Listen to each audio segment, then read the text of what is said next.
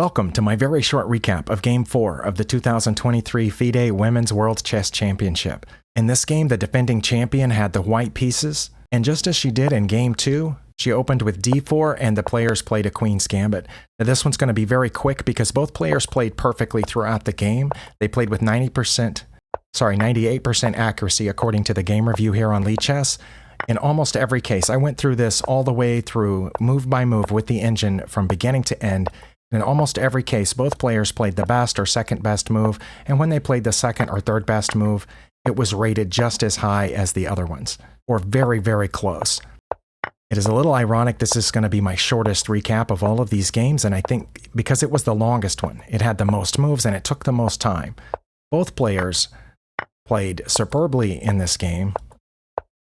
According to the engine, according to the commentators, there were places where there were only moves, both of them found them. The challenger, playing with the black pieces, played superbly, defended as well as she could, and by the time they got their extra time at move 40, both players were in a very solid position, and according to the engine, the game was very near drawn.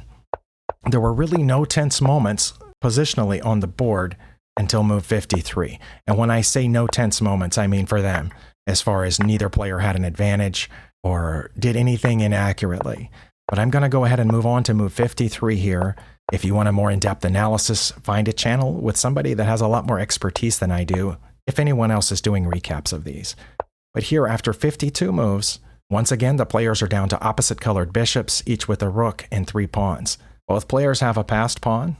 In this position, the defending champ played the best move to get out of check, which was f2. But here is the point at which the challenger didn't make an ideal move. According to the engine, she needed to play either rook to c3, or rook to a3, or rook to d3 to maintain an evaluation as close as what she has, which is plus 0.2. But instead, she played bishop to c5 check. You might have seen the eval bar jump just a little bit. We're still within +1 and -1 as this entire game was, but this is the highest advantage that either player ever got in the entire game. Now here, the defending champ had a couple of choices that would have maintained that 0.7 advantage. One is king to e2. That's the top recommended move by Stockfish.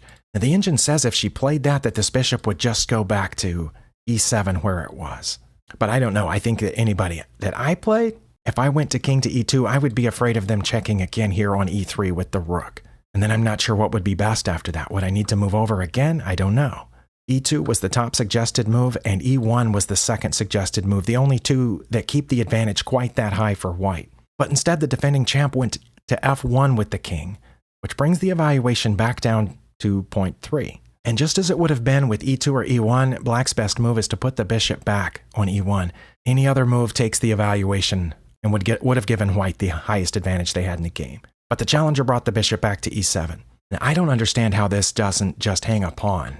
But that's not one of the top suggested moves by Stockfish. e2 is the top suggested move by Stockfish, and that's what the defending champ played. And aside from that position that we saw at move 53, neither player ever got beyond 0.1 or 0.2 again for the rest of this game. Both of them played superbly for the absolute rest of the game. Now, there were a couple of places, like right here, where black had an only move. Now, obviously, in this position, there are only 2 legal moves. One is to block with the bishop, which I think would just be bad. It would lead to a mating sequence.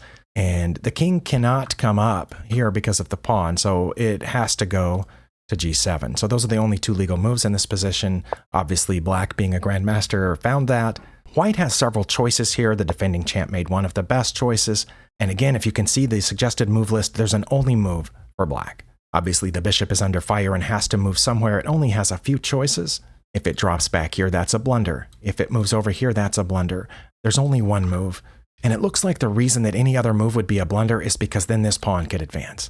According to Stockfish, if the bishop went to f8 or if it went to c5, then the e-pawn advances for white. And then you would end up having to sacrifice the bishop for it. What I don't understand is how this prevents the white pawn from advancing. So the challenger did play bishop to d6, which was an only move in that position, and here advancing the pawn is not one of the suggested moves, but I'm not sure why, because it was a suggested move anywhere else the bishop went to, so I'm just curious if that pawn did advance. It looks like black would have had an only move again, which would have been bishop to f4 check. But then white has several ways to get out of that, and I'm just guessing that black would have an only move after that. Let's just see if the king went to d1. Now there would be 2 possible moves here for black. It would be rook to d3 check, or rook to e3. Okay, I get rook to e3, it would get behind the pawn, and get out of the way of this pawn. All right, I understand that. Let's go back to this position. So that was an only move for black. Here, white played the best move. There's an only move for black again, and that's to put the bishop back on e7. Again, white has several moves. They picked that one, trying to force the repetition. They're after move 60 by this point, so they did repeat moves in this position, and each time that was an only move for the challenger. And after rook to e8 once more, it was called a draw after 5 straight hours. So as far as I can tell from the evaluation here, the game review on Lichess, this was the most perfect game by both players in the entire 4 games of the match so far. They are tied 2-2 after 4 draws. That leaves 8 games to go. We'll see what happens. Thank you for spending your time here. We'll see you next time.